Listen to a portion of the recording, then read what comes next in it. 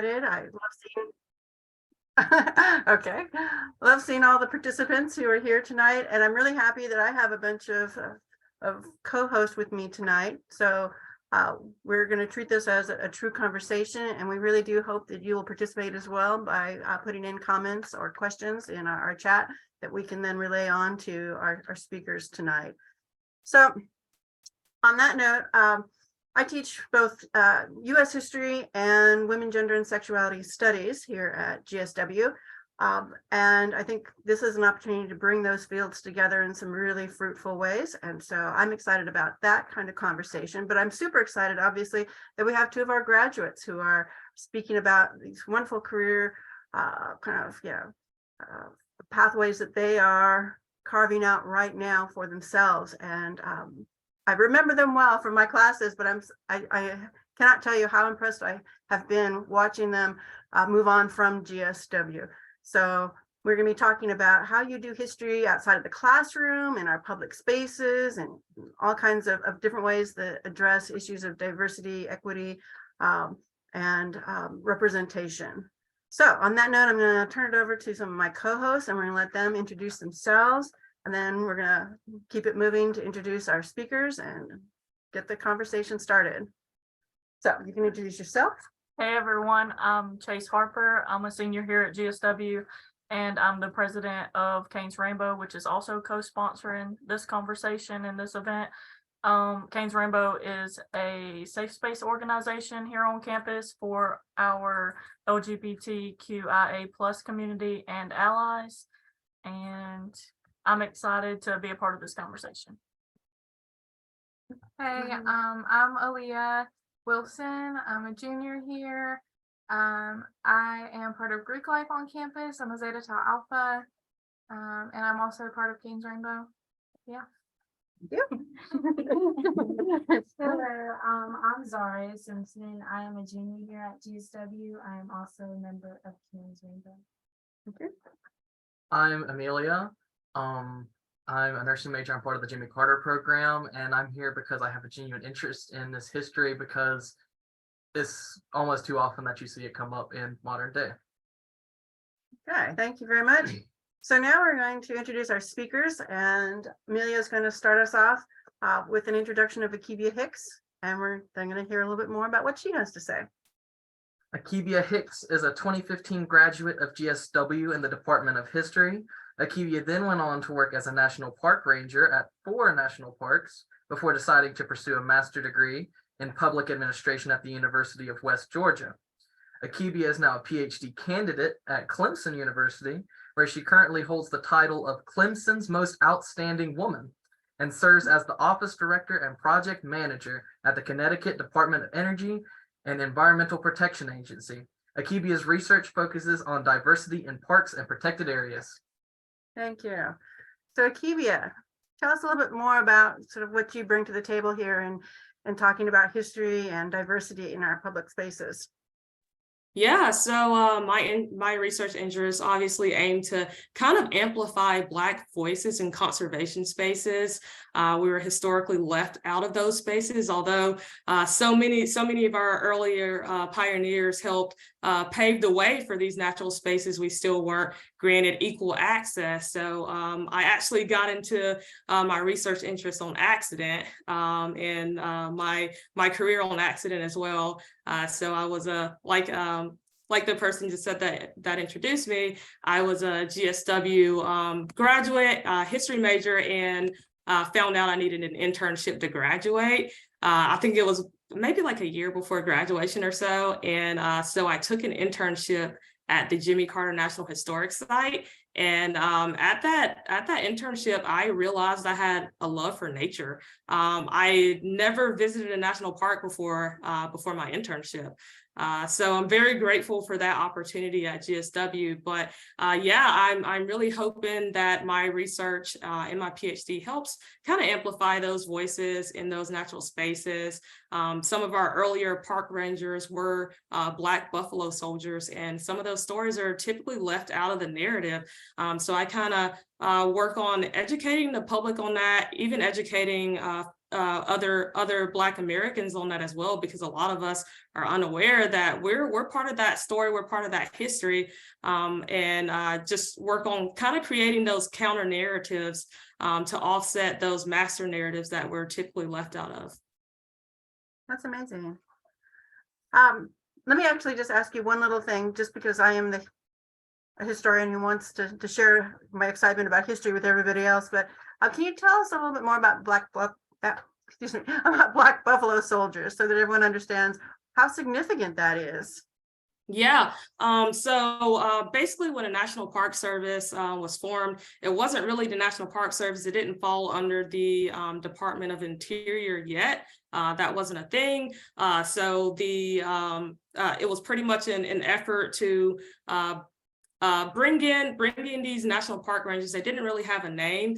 So the National Park Service, which wasn't a National Park Service at the time, would bring in infantrymen, and a lot of those were Black Buffalo Soldiers. So although many of those soldiers helped like patrol many of the national parks in the West, like when you get into like Yosemite and like Yellowstone, typically they were just like helping out with like poaching and making sure every natural resources were treated the way they were supposed to. And a lot of those soldiers were, forced to kind of patrol those lands. So national parks were built on forced labor of Black Americans, and also displaced many indigenous peoples from the lands for the sake of conservation. So I'm really interested in, letting the world know that although the conservation movement is awesome, the conservation movement was also very elitist and oppressive, just for the sake of expanding West, for curing American insecurities at the time. So. Great, thank you. And we definitely want to come back to more of these themes, but now we'll turn it over. Chase, maybe you can introduce Alison, and then have Alison walk us through her work. All right. Alison Beckelhymer graduated from GSW in 2019 with an undergraduate degree in history. She then received her master's in history at Clemson University, Belfast. She currently works in Savannah, Georgia at the Juliette Gordon Low Birthplace, the historic house museum of the founder of Girl Scouts, and she does historic tours and research for the progressive era, as well as works within the collection. So I have to admit that if I could steal anybody's job, Alison, I'd want to steal your job. I was a Girl Scout, and I love the idea that you're working in a museum about Girl Scouting. And so why don't you tell us a little bit about sort of what got you there, and what your vision is? Yeah, so like Chase said, I graduated in 2019 from GSW with a history as well as with a teaching certification. And then I decided to move to Belfast, Northern Ireland for a year and receive a master's degree in history. And my focus on that was social history, specifically women's history of the untold stories in Belfast. So I ended up doing prostitution in Belfast in the 19th century. And that was my focus for my master's. And then after I graduated from that in 2021, I ended up back in the Georgia area, and I came across this job. The title is Museum Guide, and we get to tell the stories of Juliette Gordon Low, her family, and the people surrounding her life, which then leads to Girl Scouts. And on top of that, I am very fortunate enough that I get to do some research for that as well, because these stories are untold. We know a lot about Juliette herself, but not so much about a lot of things around her. So my main focus for my research is the Jewish community in Savannah, Georgia, and their relationship to Girl Scouts, because some of the first Girl Scout leaders were Jewish, as well as some of the first 18 girls. And I'm continuing on that, as well as I can't not be in school. So I am now in a program where I'm getting certified in archives management. And I am helping my associate director go through all of our archives in between tours every single day. What kind of work you both are doing sounds, both super interesting from my perspective as a historian, but also really necessary for today. So maybe as we just kind of develop this conversation, we can think more about Akiebia. I know that you've worked at multiple national parks, and then you've had other jobs associated with public history. What are some of the things that maybe are some of your priorities right now as you're looking toward, bringing more diversity to our National Park Service, or again, other parts of your public history commitment?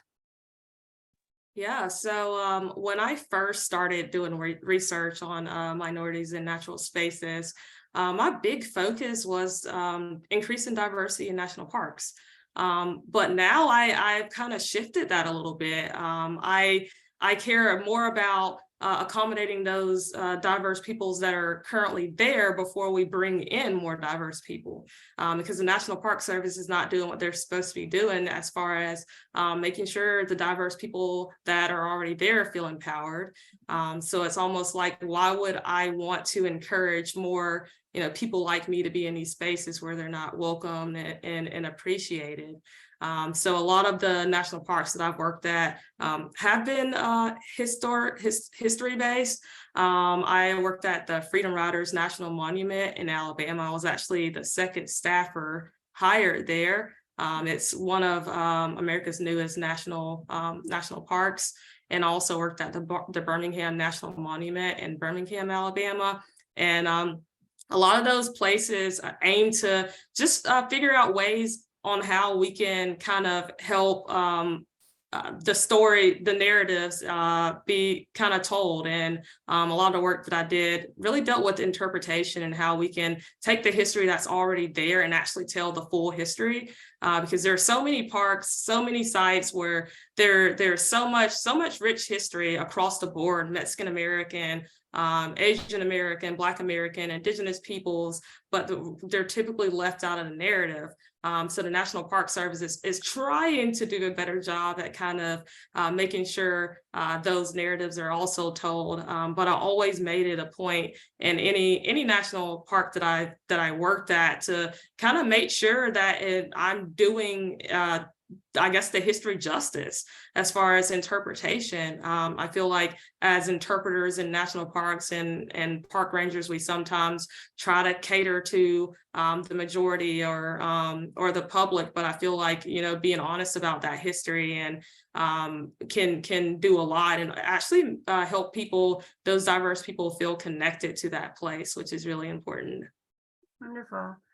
So Alison, thinking about some of those themes of connecting, what are the connections between the Jewish community of the Savannah area, this is where we're based, right, and the Girl Scouts? Can you tell us a little bit more about how your research is exploring those kinds of intersections? Yeah, so Savannah actually has quite a large Jewish population. Jewish people have been in Savannah since almost the founding of Georgia as a colony. And when Juliette Gordon Low is starting to plan out Girl Scouts, she is going to immediately start reaching out to women within her own society and class. And those are going to be some Jewish women. And because it's just, she's going to want everybody from that she can. First, it is obviously going to be her own status. But very quickly after, it will be open to the third ever troop is going to be the orphanage. That she is going to get some girls to be a part of. But the Jewish community here is very strong, and they had their own Girl Scout troops, as well as they were mixed in within just regular society, not just separated. And Girl Scouts is not a faith-based organization. It is a skills leadership organization, and it has been from the beginning. And so the Jewish Girl Scouts is nothing of the past, it is continuing on.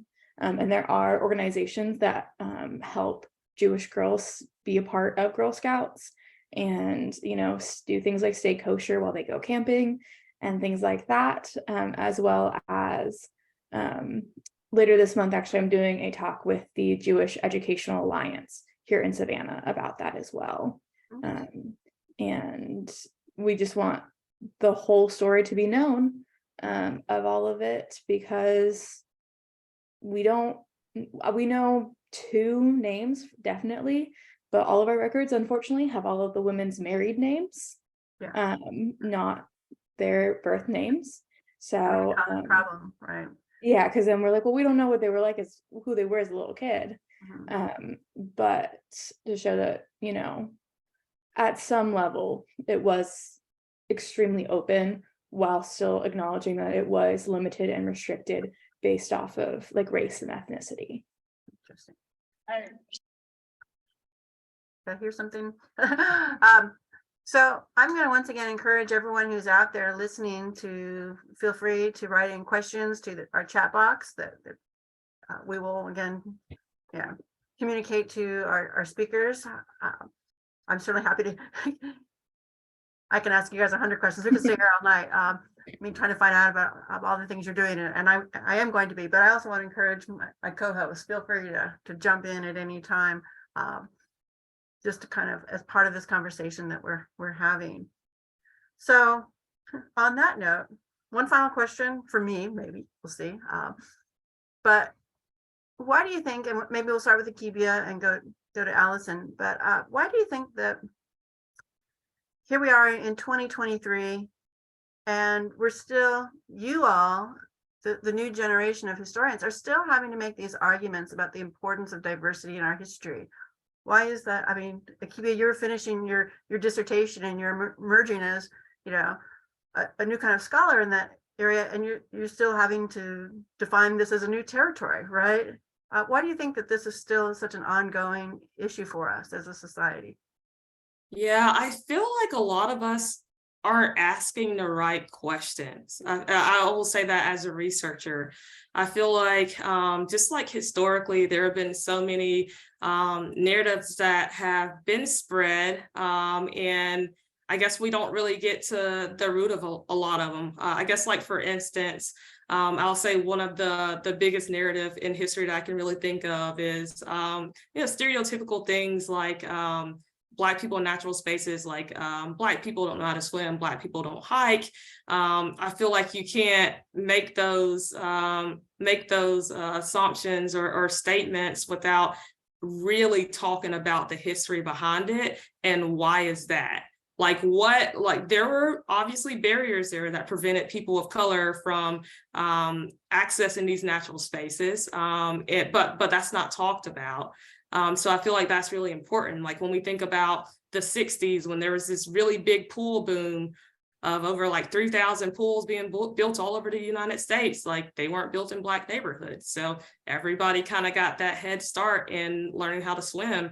And when they finally were built in our neighborhoods, they were about 2.5 feet deep, which is just like enough room for a small kid to just like splash around in. And then even whenever we think about certain beaches, like even beach access, like we didn't have that. And like some of the beaches that we did have access to, when we start thinking about like Fort Lauderdale and Miami area, a lot of people can recall like those beaches as like almost being like a death trap. They claimed a lot of lives. Like you would black kids would walk into the beach and there would be like a 10 foot like sudden drop, and people were drowning. And when we think about, other beaches, like the only way you could the only beaches that were you were able to access, you had to take a ferry or like a boat to get there. The only beaches that were Black only. So there are so many barriers, and I just feel like I will always go back to us not telling the full history. Like we put these narratives out there, but we don't really tell the full history on as to why. And I think that's really important. I think that changes a lot of things. I think that prevents like a lot of stereotypes. And I think that helps us as researchers ask, different questions and ask more important questions. Thank you. Alison, do you see people being surprised about your research project, or seen this as a kind of new history when in fact it's a history that is, it's been around for a while? What do you think? Yes, I do. I have had guests argue with me that Girl Scouts was in fact a Christian organization. And this particular woman, she was a rabbi, and she was like, well, that wasn't what my experience was in my Girl Scout troop. like there weren't any. She was like, oh, there's Jewish girls now, that's so awesome. I was like, no, they've always been here. Yeah. And then having to say like, no, I actually have done all the research on it. They are here. Unfortunately, Girl Scouts all around the United States was not like that. And it is case by case and council by council. Same thing with like the types of people they let in, as well as the activities and the badges they earn for the girls themselves. But yeah, they definitely, they want to confirm their own biases. And so when you're trying to tell a new story or an addition to the story that they think they know, a lot of times they're going to fight you on that. As well as we are a very big proponent in our museum of talking about disabilities, because Juliette Gordon Low herself was hard of hearing, and that was something that greatly impacted her life. And so she was very open to allowing all different kinds of girls to join that had any different abilities or disabilities. And the fact that people are so shocked by that every time we mention it, or we'll try to downplay that she was hard of hearing, or they'll do the complete opposite of like, oh, well, she was fully deaf. It's like, no, there's nuances within that. And so it's very much, people go into our museum thinking that they know everything. Right. And I imagine that they might be often extrapolating from their own experiences and not thinking about the kind of broader history of it, thinking about their own Girl Scout experience, perhaps. Yeah, definitely. Yeah. I have a question. Go ahead. This is for both of you guys. But since it is not as like common to see like more diverse history and as the majority group, how hard has it been to find research on this, like more information, the information you're trying to project? And take whoever wants to go first can jump in. I can give Akiebia a break from going first. I can go first. So there's multiple levels of difficulties for me because the base information is there. We have photographs, we have all this beautiful resources. But then actually finding out who these girls became and more about their families, that becomes a lot more difficult, as well as we talk about the enslaved people at our site. It's part of the history, it needs to be talked about. And we are fortunate to say we have a few stories and we have a few names, but the fact that we have to say, here's what we know. However, we're talking about 3 people out of the 21 that we have from that year. So it is very challenging, especially also if like you're trying to read letters. I don't know if you guys have ever tried to read cursive from the Victorian and Progressive era, especially if you're not a great speller like Juliette Gordon Low was, then it can be very difficult to just try to piece together what's actually happening, because you don't want to construe a story based off of facts that you think you have when it could not be correct. So you'd rather give less than more, which is sometimes unfortunate, but it's a lot of digging and a lot of going through archives and papers that have no meaning. Right. Trying to find all the gems, that you can pull definitely. out, but also trying to understand the kind of, the vernacular of the time, I'm sure is really challenging. Yeah. Akiebia, any thoughts on that question? Yeah, so I'm actually on a project conducting oral histories on the Freedom Riders, the last remaining Freedom Riders. So I do think that definitely making an effort as far as interviewing these people while they're still alive is very important to kind of get that history. They're the primary source there. So I was able to interview Charles Person. And I interviewed Hank Thomas, who literally died maybe a few weeks after the interview. So those are the last remaining Freedom Riders, and being able to capture those stories while they're still here, because they are the primary source. So what are we going to do when those primary sources are gone? So I would say it is a challenge when those primary sources aren't there. And even with this project, like I had to interview, well, I didn't have to, but one of the people on the list was actually the daughter of one of the Klansmen who threw the bomb in Birmingham on the bus. So that's, that's really tough, being able to, I guess for me, like being able to kind of remove myself and like my feelings away from certain situations. And I guess I would say here both sides, although the daughter of the Klansman that I interviewed, like she was completely against everything her dad did, and like on his deathbed he repented for everything. But just having sometimes, like as a historian, you really do have to remove yourself from the situation and the research, as hard as it is. Kind of remove yourself, remove your biases, because that's going to make a good researcher. Mhm. Thank you. One of the things I was thinking about in relation to Chase's question was, on the one hand, we do have to really search out, the kind of sources that will give us evidence for a diverse past. But sometimes the evidence of a diverse past is sort of right in front of our eyes, but we just don't really recognize it, right? We may not personally see it, but it's right there. And I think that is probably really true in the kind of history in our communities, in our families, and in our public spaces.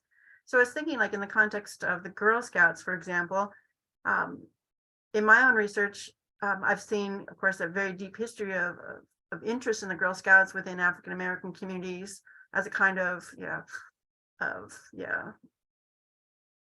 early integration, right? And they weren't necessarily integrated troops, but they imagined that African American Girl Scout troops would be able to recreate with white Girl Scout troops and create some kinds of conversations and alliances. And yet we often don't recognize that, even though there's such a history of that. How do you see that? Is it sometimes just kind of trying to actually recognize what's there, and kind of thinking more about what diversity means and those connections of the Girl Scouts? Yeah, definitely. And also like putting things in perspective of what's going on within the time period. Because not only was it like African American girls being a part of Girl Scouts, I think it was like 1917, the first troop in Hawaii was formed. And so being able to be like, oh, well, that was really only 5 years after Girl Scouts started. Yes, it could have been earlier, but for the organization in the time period, it was quite progressive, as well as also acknowledging, okay, was it a national thing? Was it Girl Scouts went out and made an announcement? And unfortunately, it wasn't. It was at the local level. So it was, did your community, did your state, did your town, were they in support of that and promote that going forward? And being able to see the nuances within all of that, while still being like, yeah, that's awesome that they were there and they were included, as well as they were then able to, once we opened as a house museum in 1957, we were a fully integrated house for a house museum in Savannah, which was very rare at the time. So being able to definitely see things that like went really well and see the positive, as well as acknowledging like there was always room for improvement, but they were open to some extent in some places, and that's important to acknowledge. It wasn't like one big yes or no. Right. And I think, often we don't think about the history of childhood. We don't think about girls as actually activists or individuals with agency, and it might be easy to kind of dismiss that history.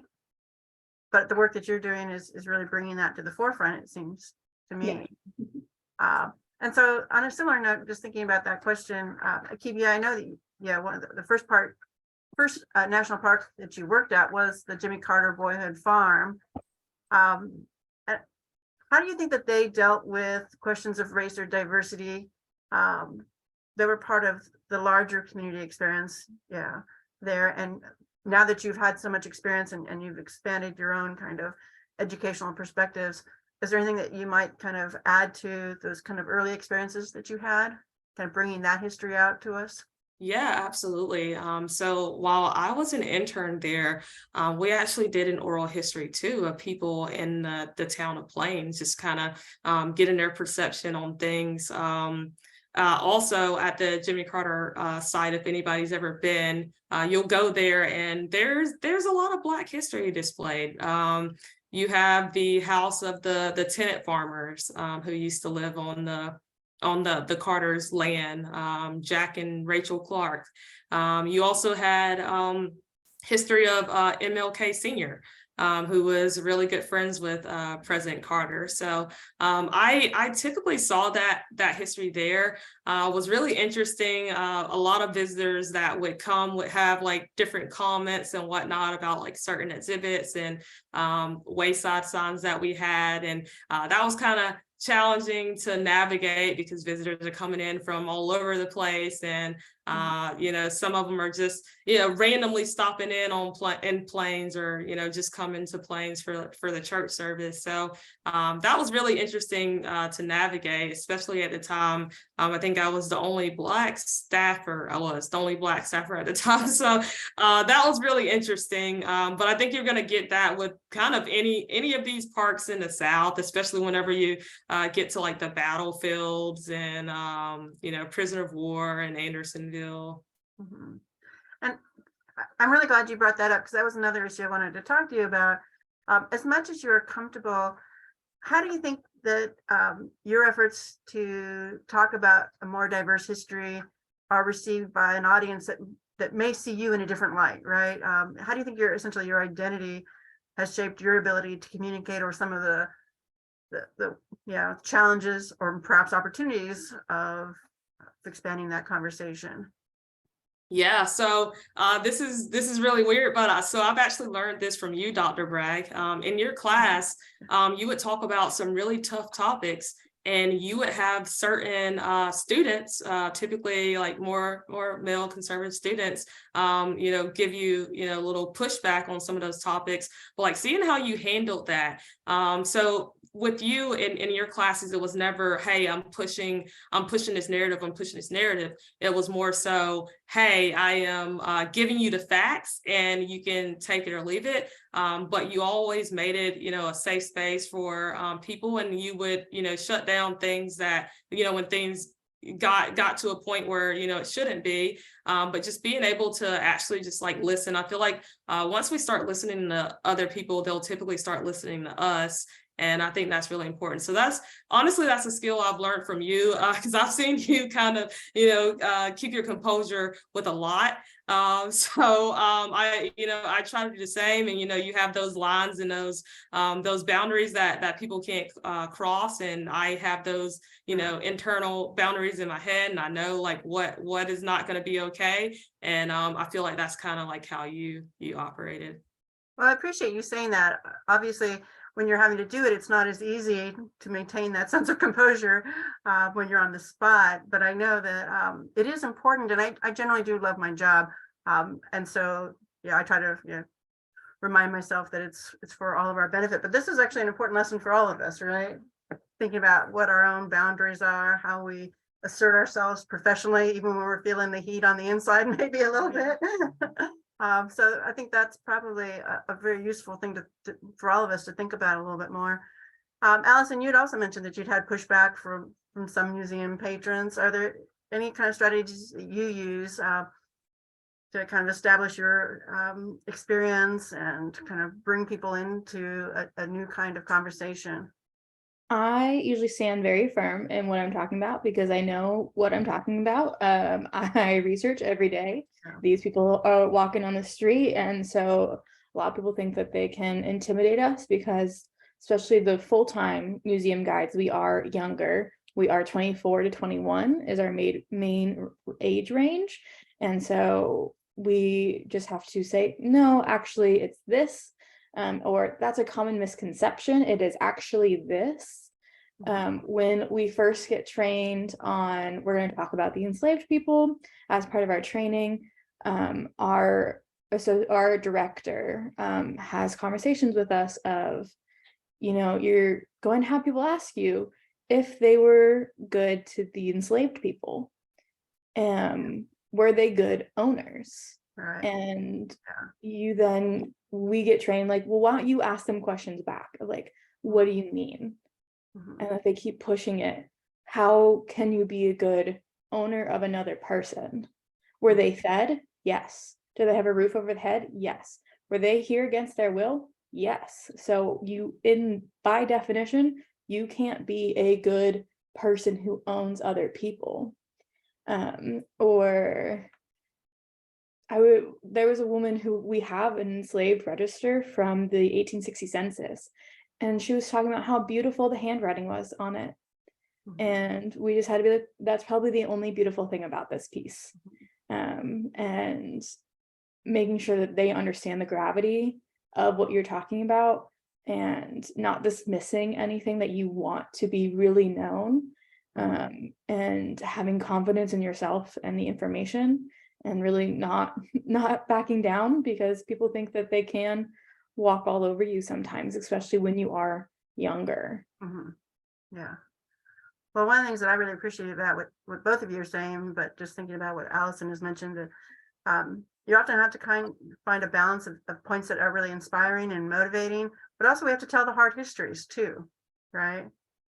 And trying to essentially, work all of those themes together, I think is a real challenge when you're dealing with a public audience like both of you are. So maybe Chase, you can read one of our question here. So we had a question, are there classes or programs at GSW that can help prepare students for graduate work in these areas? And Dr. Kessler is essentially shifting us into essentially a story of how do you get to your jobs, right? What are the kinds of things that you did here that helped you? What are the kinds of things that you would recognize? Dr. Kessler smiles. I will say it's not a class I took, but it was a class I wish I had taken. I wish I was able to have done an internship.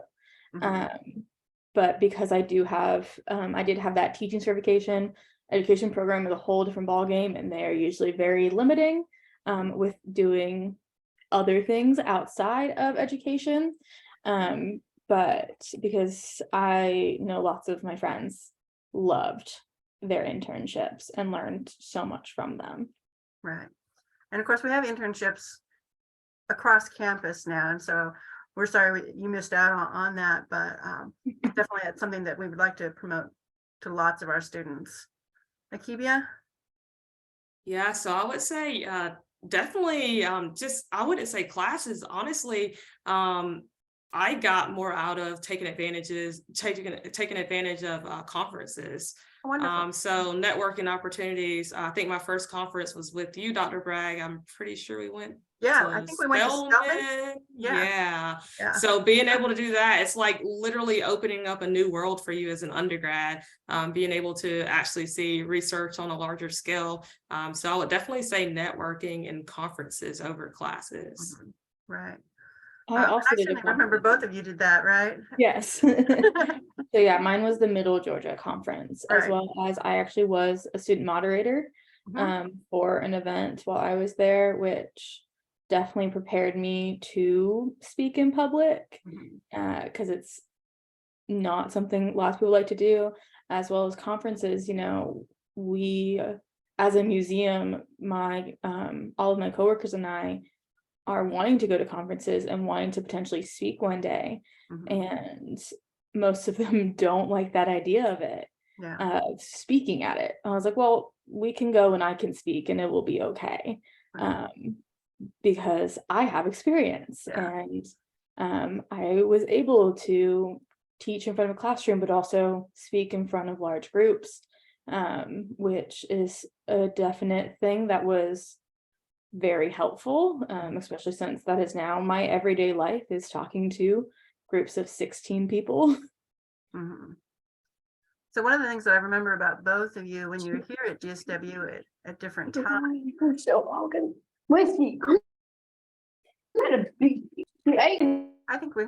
think it's been muted. So one of the things that I remember about both of you from your different tenures here at GSW is that you were also both very ambitious in your own ways, right? Did you had an energy in the classroom, that you were the kind of students that I would talk with, you know, outside of the class as well? You weren't just kind of keeping your head down, you know, taking notes in the back or not taking notes in the back, right? And so, yeah, that kind of, you know, drive that you had, obviously, I think probably got you to the conference stage, got you into internships or whatever it was. But what was it that essentially motivated you to take that next step? I know, Akiebia, you went, you know, you first had your internship. What was the thing that happened to kind of trigger that next step after GSW? Yeah, so I feel like I've always been sort of ambitious, but I honestly needed that push. I've never heard of graduate school before. When I was at GSW, when someone asked me if I was going to graduate school, that was the first time I've ever heard of it, and I researched it. Like I didn't know what a dean was. Like it was so many different things that you're trying to like be in a first generation college student, also first generation high school graduate, like so many things that you're trying to educate yourself on. But honestly, it took other people to kind of give me that push and let me know that I could be a lot greater, and having those people in your corner that kind of believe in you sometimes more than you believe in yourself. Yeah, I should actually know that you were a published novelist. You are a published novelist too, and so that was something that was also part of your experience that, yeah, I think a lot of us might not have known about you while you were here, but you were, again, kind of doing a lot of things that probably, yeah, represent that kind of ambition and that drive that I'm very impressed by. Alison, what made you go to Ireland? So I always knew I wanted to go to graduate school, mainly because I just really like learning and I like the concept of learning, as someone who said with confidence in her third program. And I was sitting at home without a job because I was being a long-term sub. And then all the schools went virtual in 2020, and I had a lot of free time.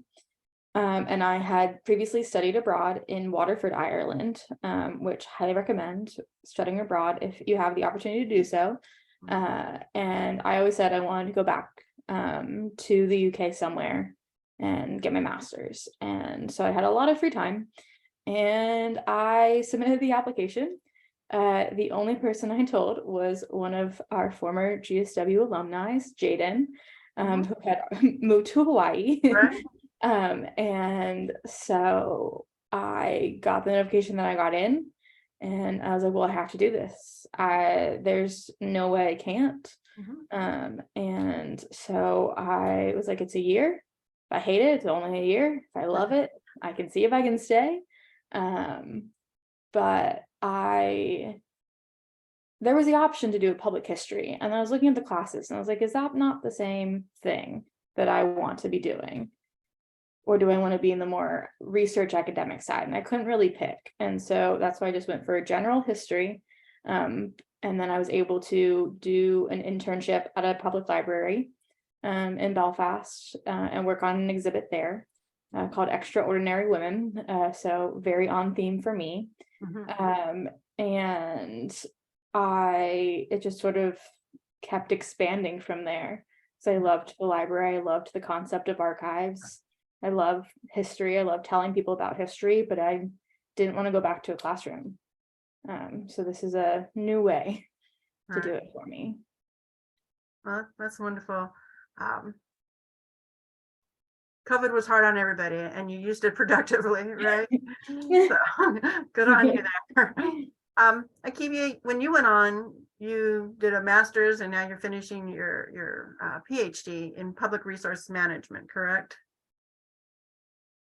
Yeah, so pretty much natural resources around that, policy also is my concentration. Yeah. So maybe you can talk to students a little bit about what that degree means. Yeah, you're doing some history, but you're doing some other things, like you said, policy. And so maybe kind of explain to students what that kind of degree entails and what that allows you to do then out in the world. Yeah, absolutely. So this degree, many people, if you're getting a PhD, then you probably want to teach. So that was originally my goal. I wanted to be a professor, and that's why I went on to get my PhD. But then I ended up getting, something that I would say is my dream job now before I graduated. So, maybe I'll revisit teaching at a later date. I did get some years of teaching under my belt as an instructor, so that's been awesome. But this degree, I will say, it'll set you up to, if you don't want to teach, it'll definitely set you up to work in natural resources. Many of the Clemson graduates in my program will go on to work for the EPA or Fish and Wildlife Service, National Park Service, but at like director levels. I guess my overall goal now would probably be to be the director of the EPA, because right now I'm the office director of the state level EPA, but I'm hoping to move up with that. But yeah, originally went into teaching. Sometimes things change, and accidentally got the job that I got now. So it's always so strange for me, because people are always asking, oh, like, what did you do to apply for XYZ? Every job that I can think of, it was an accident. So yeah, I actually spoke at a conference maybe a year ago, and someone there like saw me and was like, hey, do you want to work for us? Never applied for it. And that's how I got the job I got now. And kind of the same thing happened when I was in the National Park Service. It was just an accident. Well, it sounds like it's that old adage of luck is the residue of hard work. If you're in the right place because you've been doing all the hard work, the good things happen to you. Absolutely. It's not just purely an accident, because you're obviously very skilled at your job, but it's kind of putting all the pieces into putting them out there so that things will fall your way. Yeah, I agree with that. And I will always say that sometimes your work doesn't speak for itself. And sometimes you have to be your own advocate. And I will always say that networking will get you further than having a 4.0 GPA. Close your ears, Dr. Bragg. But I wasn't the best student. And honestly, the biggest piece of advice that I could give to anyone is to, work hard and be genuine. I tell my students at Clemson all the time that being authentic and likable will open so many doors for you. Like, who cares if you're smart and qualified if people don't want to work with you? Being at a supervisory position right now, I would hire an unqualified, likable person over someone who's qualified and not easy to work with. Because I can easily train an unqualified person to do a job, but you can't train a qualified person to be a decent person. So I won't say that I don't work hard, but I definitely network harder. Yeah. Well, I was not a 4.0 student either. I'll just say that. But you were a very memorable student. So in all the good ways, I promise, all the good ways. Right? So Alison, now that you're actually working on the next stage of your education and you're working for a certificate, correct? Yes. How is that going to shape sort of where you see your career going? So my certification is in archives management. So I want to work at the public history level and go through archives, whether that is at the current museum I'm at, where I'm currently helping our associate director and becoming a full-time archivist there to organize. But to find parts of history that hadn't been seen before. I know at the Georgia Historical Society, which is based in Savannah, there are tons of records that have never been processed that are very interesting, that tell a full story on their own that were just left. And so I think part of the reason why I was drawn to archives is to tell full stories of people, especially coming from a dissertation on prostitutes, where the main records you have are prison records, because most of them were not able to write down all of their experiences. But even for wealthier women who are always going to be remembered as their husband, and so I mean, Juliette is still referred to as Mrs. William Low, even though she was widowed and they were almost divorced.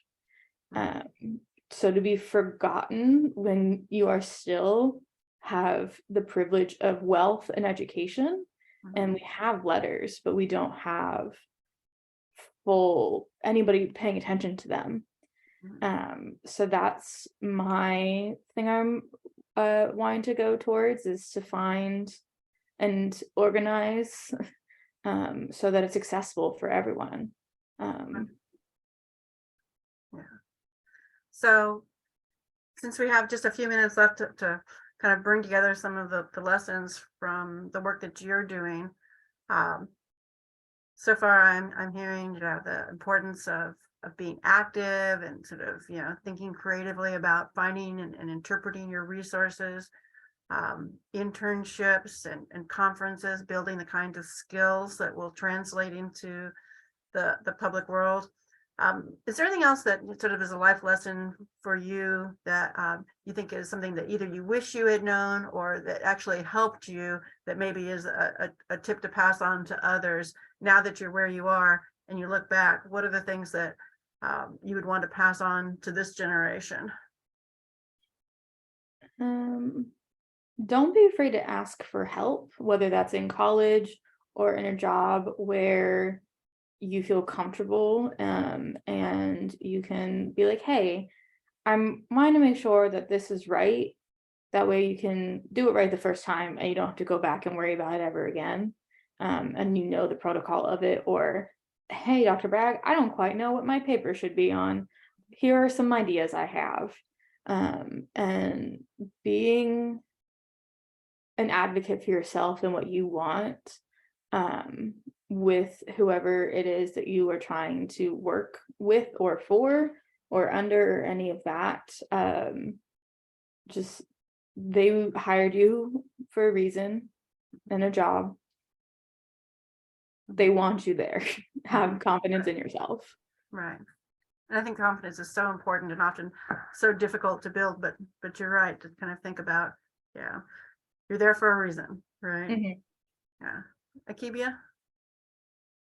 Yeah, so the biggest piece of advice I could give is don't burn bridges. It doesn't matter, like, don't burn bridges. I've seen it ruin lives professionally. Also, I would say, I guess, piggyback off of what Alison was saying, be confident. Sometimes you have to fake it till you make it. I see so many people with imposter syndrome who shouldn't have it at all. It's always the people who shouldn't have imposter syndrome that have imposter syndrome. Believe in yourself. Like Alison said, you are there for a reason. But get rid of that imposter syndrome. Never feel like you're not qualified enough for anything. You're always qualified enough. I will say that you're always qualified enough. I will say 99% of most jobs are trainable. Like, you're qualified. Don't doubt yourself. Shoot high. I always shoot higher than like what I think I actually deserve, and it's rewarding sometimes. So definitely shoot high. Well, so thinking about then sort of what's the next step for the two of you. I know Alison or Akiebia, you're also now a music producer. Is this correct? Yeah. Talk about the creativity as we wrap things up. Yeah. Out of all the things that you're doing, I know that creativity is very much a part of your pathway. So tell us a little bit more about that to kind of round out who you are as a person and what you've become. Yeah, I feel like sometimes chasing some dreams, like, it doesn't mean you have to get rid of other passions. And during my PhD program is when I actually started producing music, and that was just like a way for me to kind of clear my head. It's stressful. It's probably, I would not recommend, as you people know on the call who have PhDs, it's awful. So that's, that's what music was just like my getaway, something healthy to do to kind of, clear my mind a little bit. So so I produce music. My advisor and my dissertation committee is like convinced I'm gonna like end up dropping out because I want to just produce music.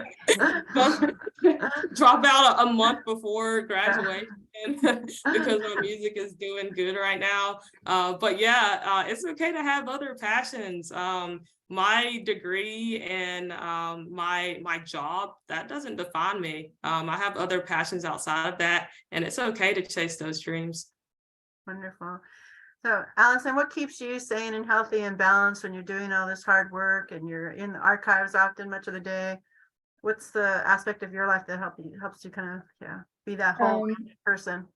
I do crafts a lot, so I've within very short time span learned how to knit, crochet, embroider, all of that type of stuff. Yeah. As well as have a group of people around you that ground you, whether that's one person or a bunch. So I know I have a really close knit group that I have here in Savannah, as well as I have like family and stuff. And you can love your job, you can absolutely do what you care about as your profession. But if that's not what you want to do, if you want to have a job and then you want to have your hobbies and things you enjoy, it's okay to separate those two things. Just because I have always been a history nerd through and through, it doesn't mean that's going to be for everybody. So, if you like working in the museums but you want to, learn how to produce music, like it's a thing that you can do. But yeah, crocheting right now is the short answer. Well, we really appreciate that you have donated some time to us here at GSW. And of course, I love seeing you back. And as I mentioned earlier, you were both very memorable students to me. And as Akiebia said, it really is about that kind of energy. It's not necessarily about the GPA.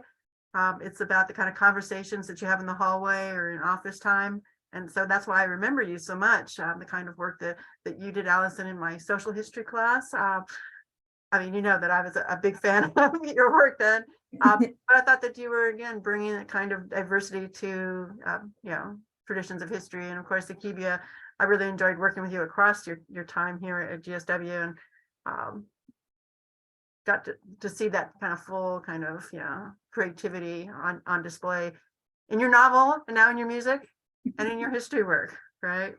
So I hope that this is really inspiring to all of the students out there, because we do need more diverse history. We need more diverse historians. We need to think outside the box, but we also need practical examples of how we get to these places without essentially, exploiting ourselves, right? And thinking about the kinds of things that actually sustain us as human beings in the world. When we're often tired and stressed as students and faculty and all the rest, right? So you've given us a lot to think about, and certainly a lot of things that I think are inspiring, and I hope that our students find inspiring. So on that note, congratulations to soon-to-be Dr. Akiebia Hicks, who will be defending her dissertation sooner rather than later, as she is continuing to produce music and do all kinds of things in the world. And I look forward to seeing all of your work out there and all of the different elements. And of course, with Alison, I really want to visit the Girl Scout Museum in Savannah and see you in person and have you give me a tour. Yeah, absolutely. Come. That all the students, if you're in Savannah, now you have a connection, right? Yep. There's lots of museums in Savannah if you want a museum job. Yeah. Well, thank you very much. And I'm going to let everyone go now for the Windows to the World program, but we thank all the students for showing up. And if you do have any comments or further questions, talk to me. I also want to thank my co-hosts here tonight. It's nice having friends around. Nice to be doing this in a group. Big supports, but these are also students that I've worked with, and I know I can really see them on very similar paths to the kinds of work that you all are doing out there. So I hope that they all see themselves on that path as well. And of course, many of you out there who I see just the black screens of, yeah, many of you I know already. Also, I think, again, I hope you take those messages of encouragement. And so talk to me, talk to my friends here, right? Think about all the things that will inspire you and make you ambitious out there while you're at GSW and beyond. So on that note, we'll say goodbye to everybody. And check in with us later. And I do hope you see all the nice comments that are coming up as well on the chat. And so that certainly is a testament to, again, the kind of good work that you're doing out there and the help that you provided us tonight. So good night, everybody.